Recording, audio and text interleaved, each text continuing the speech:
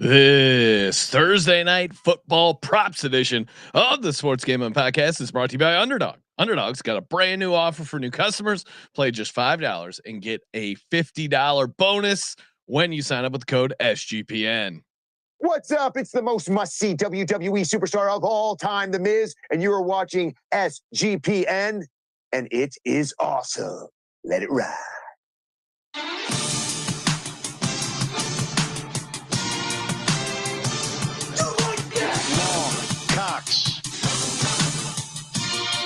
He's one of those guys who will get penetration.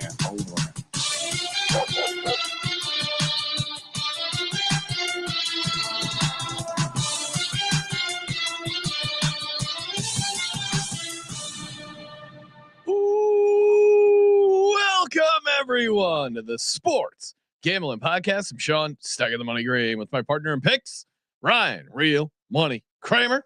What's happening, Kramer? Dog.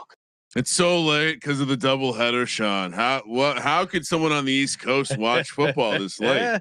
We won't be having any guests because the Bills fans and Dolphins fans that we know they have to get up for work. They can't be staying up all night watching these. Well, the end of the second half of the Raiders Chargers was not great, but the first game, that was a pretty good game. And usually the late night AFC or NFC West game is fun. Yeah, but now I guess with these two old coaches, it was a little sloppy. I mean, the Raiders had a hilarious 18-yard drive to get it to a field goal. They were down 14, kicked the field goal, cut it to 11. I mean, when you're a guy like Pete Carroll, your analytics tell you when you can cut a 2-score game to a 2-score game, you got to do it. That involves a touchdown, 2-point conversion and field goal. You got to do it. Shout out to us, cashed a nice juicy underdog entry, came down to the wire with Keenan Allen getting his 5th reception. I also played a separate one with Keenan Allen yards that came in. I private stock, huh? No, because I gave out. Well, those were fantasy projections, but unrelated. I gave out. Well, I have fantasy projections in my private stock. Well, if you tuned into the prop show last night, Fairbairn over 1.5 field goals. Bink. Baker Mayfield under 232.5 passing yards. Bink. Keenan Allen over 53.5 receiving yards. Nice work. Justin Herbert over 17.5 rushing yards. Clean sweep. Can we tout my practice squad activation prediction of Jakob Johnson? Great.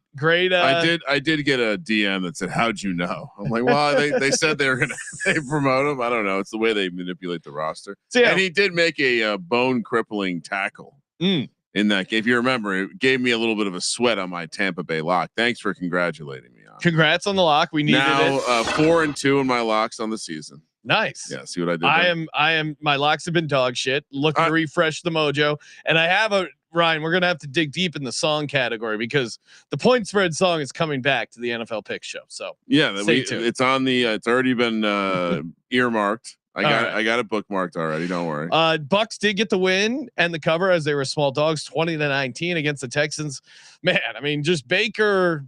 Yeah, dog. I mean, Baker and Josh Allen. Anytime I bet against them, pick against them, whatever.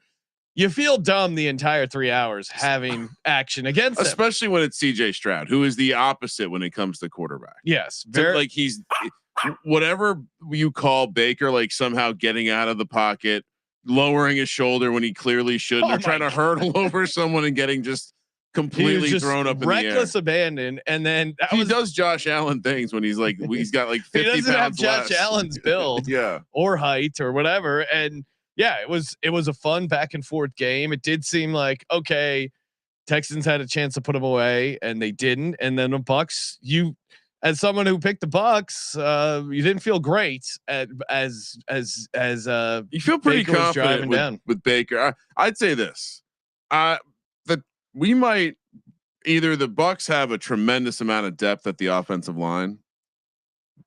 And I'd say maybe the Rams weren't expected to be the best offensive line either. Are we sure that the Texans are this elite defense? Because that they've kind of gone against a below, like I think the Rams would be considered maybe an average offensive line, schemed up, and then the Bucs, they were getting to Baker and they got a decent amount of but like it didn't.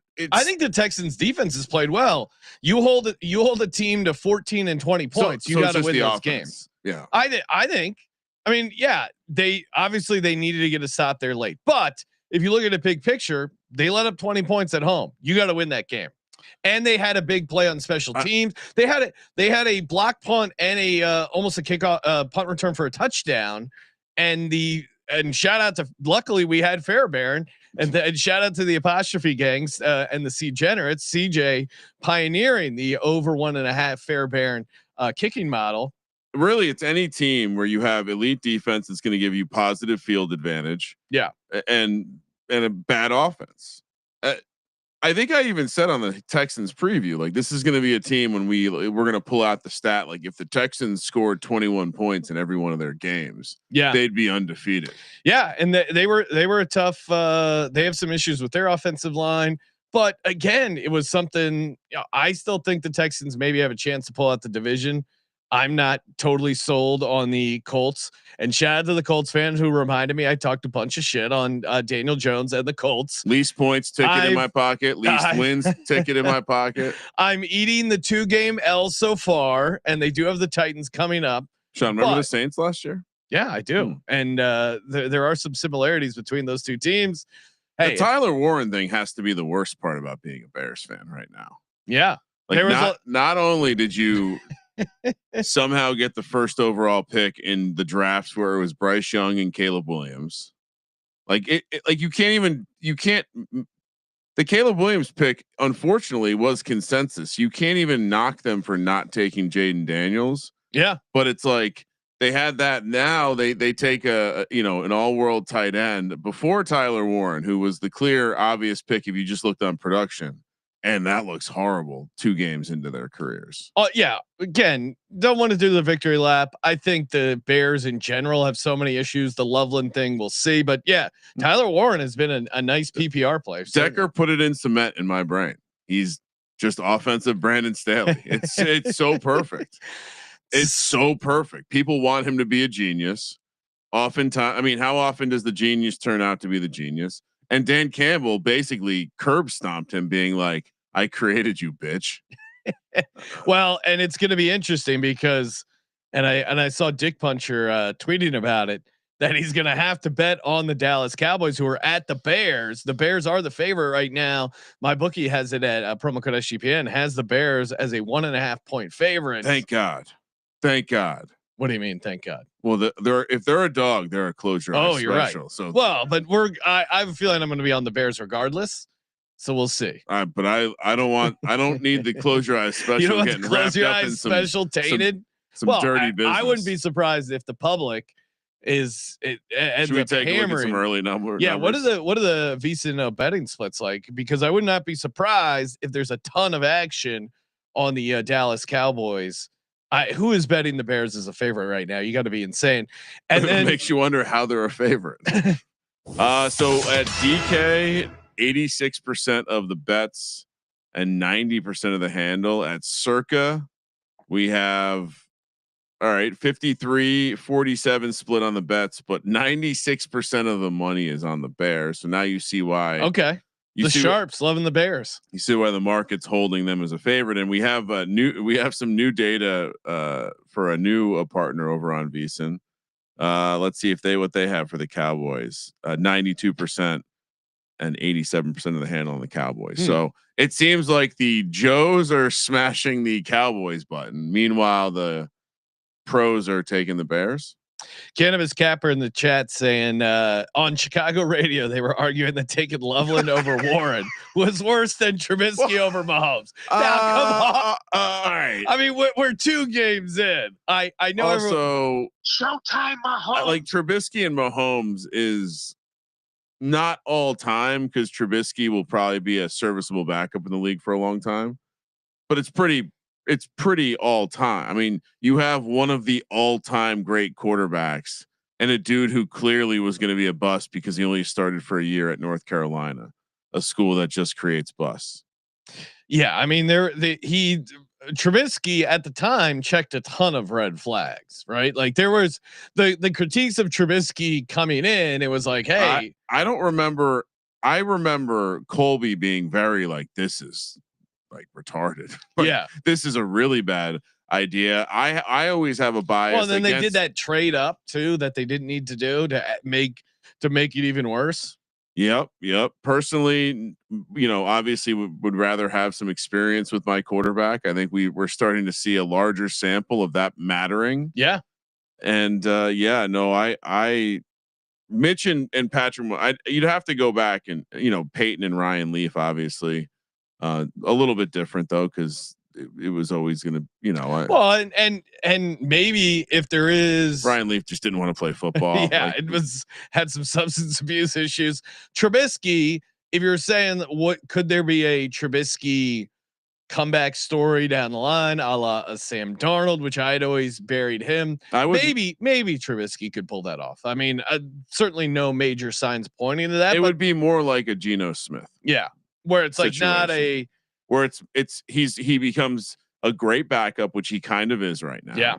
He's probably one of the backup quarterbacks that would garner attention if he became a free agent. And could he end up being a serviceable guy at the end of his career because he's learned a lot from some good situations? I'm willing to be okay with that. Kramer, well, good transition on Geno Smith. Throws 3 interceptions. Very rough night for Geno. 180 passing yards. Herbert looked pretty sharp, but then there was a couple chargering moments. They had a chance to kind of ice the game, 4th and 1 on their own 40. They do this jet sweep type thing where or like a read option where basically Herbert can pull it or not. Why? Yeah. Well, also the play call in that was crazy. And then he did a bad job pulling it out, fumbled the ball. They gave the Raiders a chance. The Raiders again settled for a field goal. And then there was another, on the Marion Hampton, when they're trying to ice the clock again, some of that is on Herbert. I'm assuming most of it is probably on Hampton because he's the rookie, but Herbert never gave him a clean exchange on that. So you can't, there were moments where you're like, oh my God, they're going to charger this game away. You certainly can't blame a handoff. Like you should be able to execute that. But how about this, coaches? Jet sweeps at the end of the game, 0 value. 0. Why? Greg Roman got so cute. Why? Greg Roman got so cute, and at least do it like the Chiefs do, where it's a little pop pass. That's much easier for someone to a jet sweep to catch than the handoff. The handoff is always a problem. And the guy's running so fast. If there is a problem, that ball is in like fumble return for a touchdown territory. So I that's just poor play. We got to stop that. Roman does have, and that's that's how the charging is going to happen. It's going to be Greg Roman getting cute. Yeah, and certainly Greg Roman got very cute. It almost came back to bite him in the ass.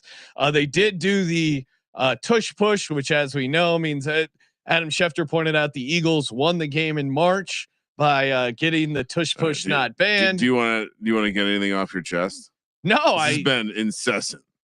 Well, you versus the clouds. It is. There's so many people talking so much shit, and that that's the only reason the Eagles won the game against the Chiefs, et cetera, et cetera. The Chargers were, the hypocrisy is the worst part, right? Because the Chargers were a team that voted against the tush push, and they were backed up against their own 2-yard line. They run the tush push.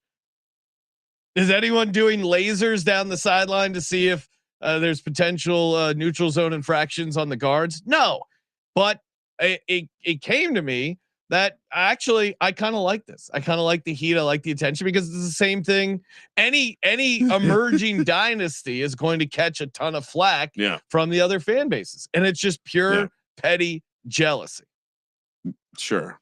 You don't think that's a big part of it? No, I think what's happening here is you've been in this metaphorical corner. Yeah. Just remember how Colby was at the Rose Bowl that day where he just wanted to get kicked out. Like he was on a mission to put himself through some harm.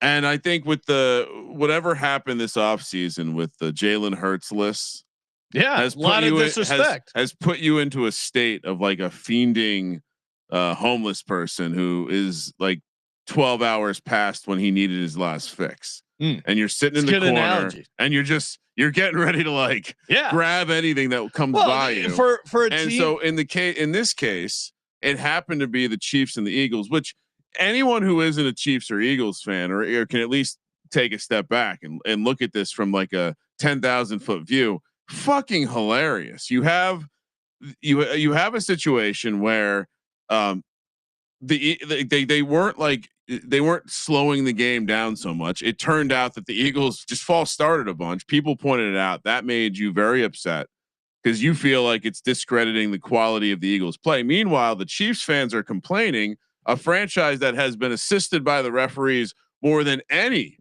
in the short term. And they got a bullshit roughing the passer as they do when you play Mahomes. You have media personalities like Dean Blandino, where did he cut his teeth in NFL refereeing? Say open micer? Doing open mic. Yeah, exactly. He's a fucking entertainer. I'm done with the tush push. Now, what really got me is the Adam Schefter comment saying the Eagles won this game in March. And to your bigger point, do I have a little chip on my shoulder? I think when the Eagles put it on the Kansas City Chiefs in the Super Bowl and just an ass whooping, they were up 34-0 in the Super Bowl. Patrick Mahomes has never lost 3 games in a row, and he's lost 3 games in a row in the NFL for the first time, 2 of which has come to Jalen Hurts. And I don't hear anyone giving Hurts. There was not a lot of credit given for that Super Bowl to Jalen Hurts or this Philadelphia Eagles team. So little chip on my shoulder. I think the discourse has been disrespectful. The lion shouldn't concern itself with the sheep, Sean. Why? That's what you eat. The lion eats sheeps. What does the lion when eat? It's hungry. Yeah, I'm hungry. Okay. Feed me, baby. Feed me.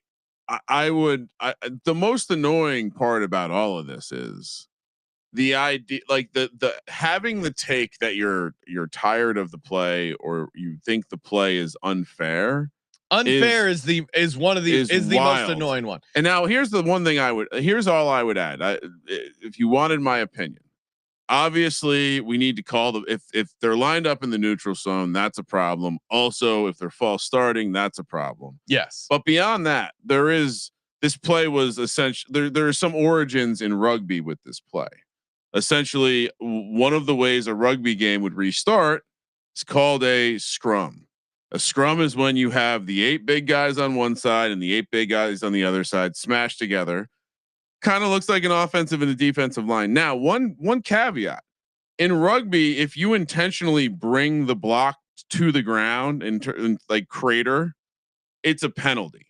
And that's the one thing that I think if you wanted to actually take apart the play, that would be the one thing that's different where there isn't really a way to counter it in football.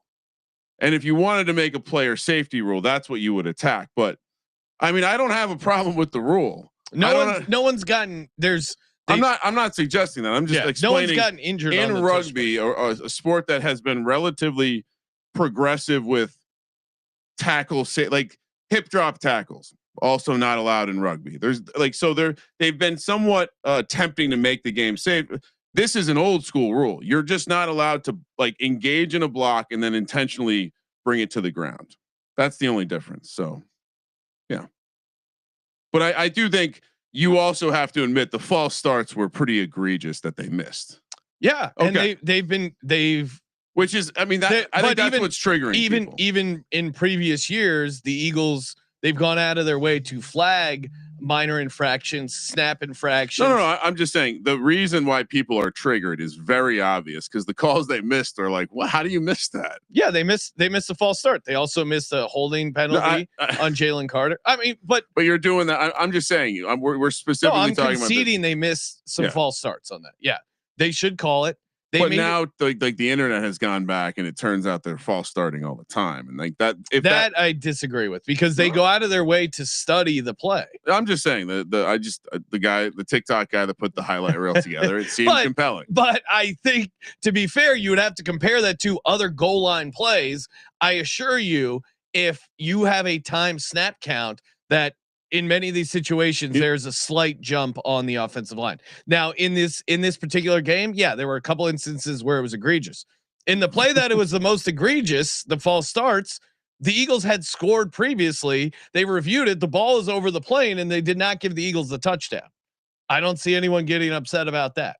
So we can slow down these plays in freeze frame, or we can just explaining why people are triggered. Oh, I know why they're triggered, because then they're cheating. Now people have evidence that the Eagles are cheating with this play. That's why they're so good at it. I would disagree with. Well, that's the case. I'm just telling the internet is making the case that the Eagles are playing football and not having penalties called to me is not cheating. Doing what Bill Belichick did is cheating. I mean, I think there are watch any NFL game. There are plenty of holding missed calls that are not. I would not consider that cheating. Oh, I think cheating's fine. I mean, every player and every team is trying to get away with as much as possible.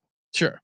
But I'm just saying that. But the people are like now they're like, we have evidence of the Eagles cheating, just like the missed holding call in the Super Bowl or the holding call in the it's just like all a little bit of cheating.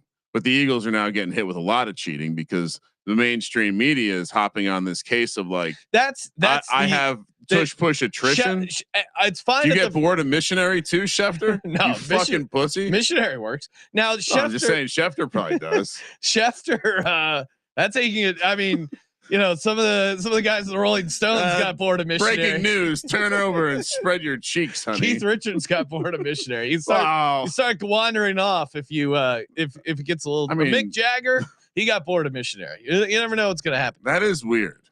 The TV ref and Adam Schefter leading the charge is what I found. Really, is that what we're calling Dino? Yeah, he's a TV ref. Yeah. Any other thoughts on the Chargers win 20-9 over the Raiders? I mean, Harbaugh doing a halftime interview seems like just a woman talking to, like doing a school project where you have to talk to your like great grandfather who was in World War II. He's looking off with his thick glasses, just yeah. Prayers up for Khalil. Prayers up for Khalil. We just got to be better. Yeah, I know we'll be better. All right, let's get to some Thursday night props for the Bills at the Dolphins. The game's always like suspect when they highlight division battle. Bills, Dolphins. Mike McDaniel, is he on the hot seat? But it's going to be. This is going to create an interesting game.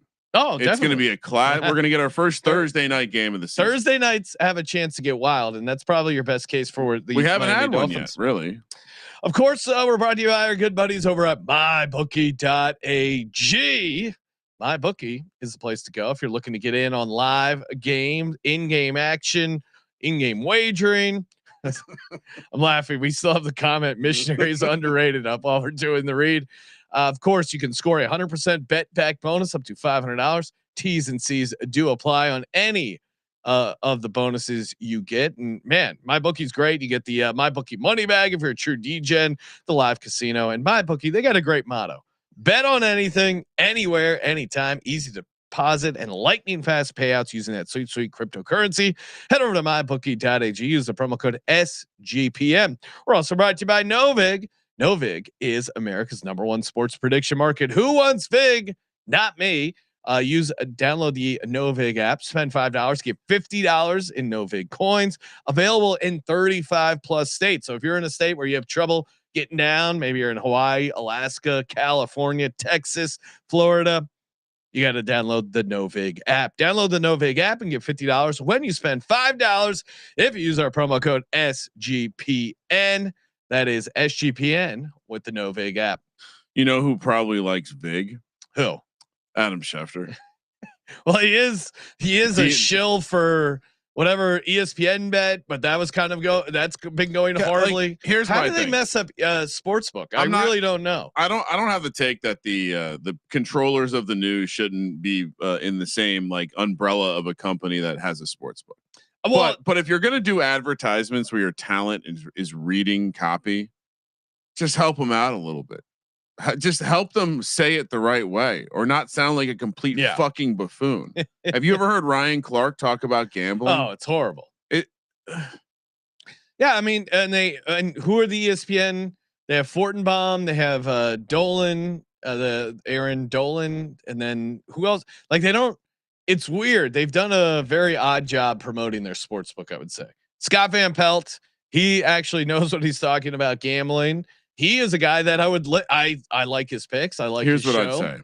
I've seen one ESPN person. I've seen two ESPN personalities at the Circa. Okay. Joe Fortenbaugh. What's his? He does like he might be a little distracting to you because he has these very flamboyant pocket squares, but he does appear to bet. And Stanford Steve. Stanford Steve, you're right. He was a good example. If you're promoting the sports book, have guys like Fortenbaugh, Stanford Steve, and SVP. Those are the guys that actually. Those are the guys that actually gambled before they had a sports book. If you want to have some fun, there is a great like old school video, maybe Hard Rock around 2000 time of Scott Van Pelt just hanging out at the Hard Rock being a baller. But yet you have guys that can talk about it. Why not try that first? Jason Kelsey's not the answer. Oh man, it's been a tough. When Kelsey came out in the shorts as part of the suit, I knew we were good. Right? That was. I knew we were good. I knew the game was money. And did you see the controversy? Not to get into it, but the Taylor Swift stuff. What's the Taylor She was Swift there, but she was hiding. Oh, there was. Yeah, I'll have to. My wife is. Just confirm that with the wife. But I believe she was making big attempts to not be seen. Well, I mean, last time she was seen was the Super Bowl. Didn't go too well. Loser. But it didn't go too well for old Travis. And then he was losing his mind on the sideline. Of course, just so much. The Eagles get flagged for flexing in that opening night game. Meanwhile, Travis Kelce's doing his big ball celebration, and he doesn't get any sort of flag. I'm not the right person to have. I think both are fine and both are fun. But what the NFL decides to flag or not is always just insane. So the one counterpoint I have to some of this stuff is when you go watch youth football now, Sean, it is fucking. Actually, I just say youth sports in general. Youth male sports in general, it is fucking wild. It is wild the shit you see these kids I've seen the videos on the internet. Some dads need to just go full on like smack the shit out of the back of their head because kids celebrating when they're playing like little pickup basketball and stuff. That stuff cracks me up. Like you're either coaching it or you're letting that happen. And if you're in a household where you're coaching celebration after a 7-yard gain. You're coaching. Little kids doing the celebrations are great. Come on. All right. You want to give out some winners? Yeah, let's go. Let's keep the heater alive. Where do you want to start? Well, it's an interesting game script, right? My bookie has the line at 13. You can maybe find some 12.5s. It's tough to make a case for the Dolphins. We'll save that for the pick show on Wednesday night. But yeah, I mean, this Bills team looks like a machine. I thought maybe they would have a letdown spot on the road after that crazy comeback. That wasn't the case. Now they're back home for a Thursday night slam fest against a team that's really on the ropes here with the Dolphins. So I'll start with something simple, something vanilla, something missionary, if you will. James Cook over 65.5 rush yards. I think he's going to get a lot of work. I think there's a good chance they're up or in a position where they need to run the ball. And I think James Cook's going to get involved. 65.5 rush yards. I mean, he even in that crazy game script where like the Bills basically stopped running the ball at that first game, he still had 12 carries for like 45 yards. He's coming off a game where he had 127 against the Jets defense, which who knows? There's a decent chance they're worse than, there's a decent chance the Dolphins defense is worse than the Jets. So yeah, give me James Cook over 65.5 rushing yards. In their matchup I mean, it's one of those things where I guess it seems likely he'll get the volume. Yeah. I think there's a lot of game scripts. Did they have carries? No. Or well, actually, sorry, I didn't check carries. I was just because I think he could break one off. The tackling of this Dolphins team, I could see being a real issue. So guys who you like yards after catch, James Cook, I can see this being. I mean, their defense. I could see this. I mean, they were at home and they felt like there was a lay down spot, both in special teams on the defensive side. So yeah, it's it's one of these things. It's tough to make a case for the Dolphins. So James Cook over 65.5 rushing yards. But they 2 games in, so it's hard to trust the analytics. But they're playing better rush defense than they are pass defense. I also, but I think some of that is. I don't know how. That's your point. I feel like this could be, but game script flow too. It's like, yeah, it's easier to like the Colts game. It's easier to slow down the rush when, okay, they're up by like 25 points and they're trying to run the clock out. I think also, it's fair to think that even if they get up quickly, it's because of the running game. Like it's because of the run game. So yeah, I don't hate it. I did not. That's not where I'm attacking this Miami defense, because what I saw, whether it was at times last week with Austin Hooper or with Tyler Warren the week before that this Miami defense, dreadful in the back end, dreadful against the tight ends, clearly having issues, whether it's because of the run game off of the play action, but the over the middle stuff has just been wide open. Yeah. And so I kind of approached it like, all right, let's take the outside receivers out of it. Let me see if I can find stuff that isn't involved in the run game. All right, let's go to the tight ends. Turns out Dalton Kincaid,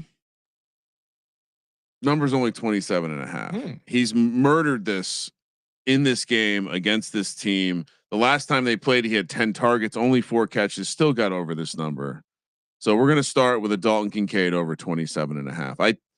Again, go look at I think the biggest gotcha, or the game to look at, is that week 1 game where Tyler Warren in game 1 of his career came out and just took care of business. That's what I'm seeing. I think you can, and I guess I'll just jump right into, I'm also on Shakir. Okay. So the reason I landed on Shakir was, again, if you go look at the advanced numbers, whether you're looking at DVOA, you're looking at EPA, this team sucks defending anything that resembles something that's going to operate in the intermediate middle of the field. And for the Bills, that's most likely going to be Khalil Shakir and Dalton Kincaid. And so Kincaid's number was 27.5. Shakir's number is 40.5. So I'm just going to pair those together, play both of them. I don't hate it, Ryan. And quick reminder, of course, use the Rhythm app if you're getting in on picks or props. What do they like? Rhythm does like over 40.5 receiving yards for Khalil Shakir, and you can use Rhythm promo code SGPN25, get you 25% off your first month. You can build your own models, you can make your own picks, or you can. They are running contests. If you track some of your own picks, track 5 bets from any type of model, and you could win up to $1,000. So download the Rhythm app today. Promo code SGPN25 get you 25% off. Again, any sort of Bills over is going to be a tough case against. I like where your head's at with your games, with your attacking the area of the field for the handicapping, but it also works. Part of the other reason it works for me is that, in the versions where they are pounding the rock, those guys also they're going to get used off the play action. So to me, Palmer, I think, is still kind of one of his guys, and the Palmer number is just way too low. It's 31.5 receiving yards. He had 47 against the Jets on 2 catches. He had 61 against the Ravens. And that to me is like 2 completely different game flows. Where it's like they get up early. I mean, Josh Allen didn't even have that many passing yards against the Jets. He didn't need it. They just pounded the rock with James Cook. But even that, like, Palmer got there easily with 47 receiving yards. And then, in a game flow where they were behind and they had to throw a bunch, which I don't see happening, but who knows? Maybe this ends up being a little bit of a shootout. 5 for 61. He gets there. He's clearly going to be out there a ton of the time, and he's a big part of the offense. So Josh Palmer over 31.5 receiving yards. Do we know, do we have a status on Matt Milano? No. He got banged up in that last game. And it's just funny. It's funny, banged up and dinged up. That's the that's the official injury designation so far. Well, banged up or dinged up. And he is a big part of their offense, right? I mean, we talked about him being out there against the Ravens was going to be helpful. Clearly that wasn't the case because the Derrick Henry still went off. But in general, their defense operates much better with Matt Milano out on the field, especially stuff over the middle. And I'll just hop in there if he's not 100%. And certainly they might play it a little conservative on a short week if he is banged up. If he is out there, I would imagine he's not 100%. We'll certainly get more clarity on the pick show for his injury. But De'Von Achane over 36.5 receiving yards. This gets here a number of ways. One, he's kind of their most. It's an easy completion for our good buddy Tua, who, as we know, lines up in the slot sometimes. Oh too. Yeah, as we know, and Tua Tagovailoa, the quarterback. And what is Tua going to do? Well, he's going to check down. They're going to have to design some easy stuff for him. And their running game has really struggled. I don't know if it's an offensive line, play scheme, whatever it is. Running the ball's effort. Yeah. But checking it down to De'Von Achane, that is a Achane. It's Achane, right? Mm-hmm. Okay. Achane. Achane.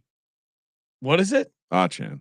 I was second guessing it, but Achane has not done shit in the running game. 7 of 55, 11 for 30. He's doing stuff in the passing game. 8 for 92 in that game against New England. 3 of 20 in that first game. He's gotten 2 receiving touchdowns so far. I think if you're Mike McDaniel drawing stuff up, this is one of the few things that has consistently worked for them. And if Milano's out, that's another reason to smash it. Yeah, it's a huge number, but he's coming off a 92-yard game. Shout out to 10 targets. Shout out to Osterhawk in the chat. Matt Milano is overrated. He also plays defense. Yeah, no shit, dude. Is that a serious point? That's why I'm talking about the running back catching passes against a linebacker that is in the middle of the field for the defense. What is this about? If you want to say he's overrated, fine, but don't pretend like I'm an idiot who doesn't know he plays defense. My God. Wait, he plays defense. This changes everything. Oh man.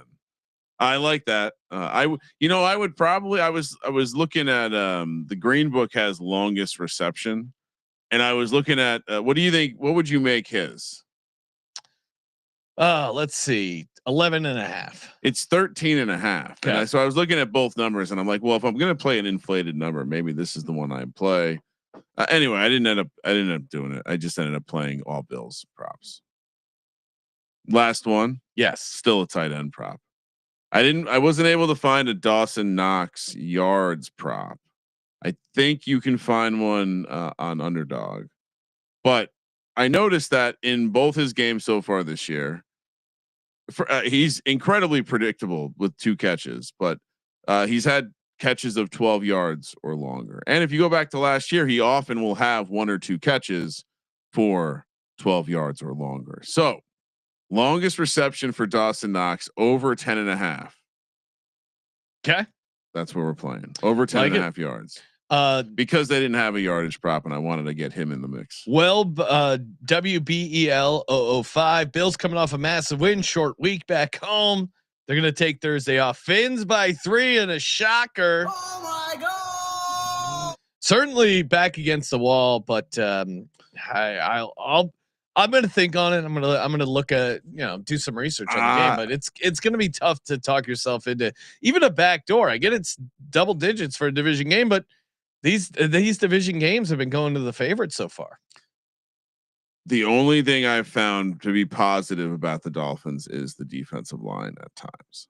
I think this is going to be, I think the Bills are just making a point to beat the shit out of people this year. Yeah. That would be the Jets game last. I don't know. Week 1, they didn't really. That was a great, crazy game. I think the Ravens and the Dolphins are slightly different class. It's fair. And this is it's the last season in the stadium too, Sean. So they got to give it to the people. They already gave them a crazy win.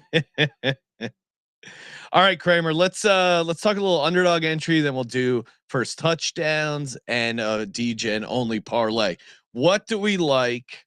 It seems like we have some consensus stuff. We need to play. I think we just start with the 2 entry. One thing on Miami, one thing on Buffalo. What? I mean, if I had to pick one thing, it would be let's pull up Kincaid's numbers. Okay. And actually, I didn't shop this number. James Cook is 62.5 rushing yards over on Underdog. So I'm going to give myself 62.5 before I get down on this. The Achane receiving yards, I like that a lot. But I can understand thinking maybe it's a little cute. The Palmer stuff is good in my mind. James Cook, I like. I mean, any of the Bills. It's again, I keep coming back to the obvious. Like the Bills are going to be able to move the ball on this Dolphins team. Let's see. Dawson Knox 13.5 receiving. Your longest receptions 10.5 here too. Yeah, let's just play Kincaid yards. It's a little higher here. It's 29. I'm not too worried about that. Okay.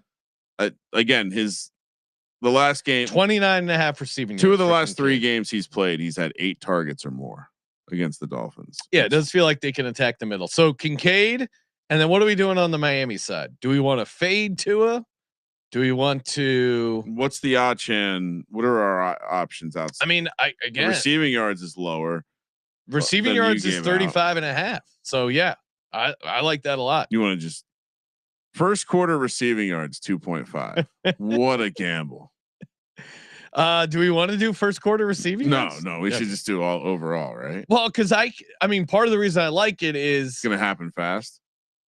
Well, it could be a busted play, or imagine the Bills do get up 3 touchdowns. 2 is dropping back. They're playing back in coverage, dink and dunk to Achane underneath. I considered putting Waddle. So I thought the way the Bills have been playing defense that Waddle also could maybe have a good game, but I looked back, he's not really ever had a good game against the Bills. So officially higher Dalton Kincaid 29.5 receiving yards, higher De'Von Achane 35.5 receiving yards. Underdog Fantasy promo code SGPN. Okay, Kramer, everyone's favorite part, the first touchdown market. What are you doing and why?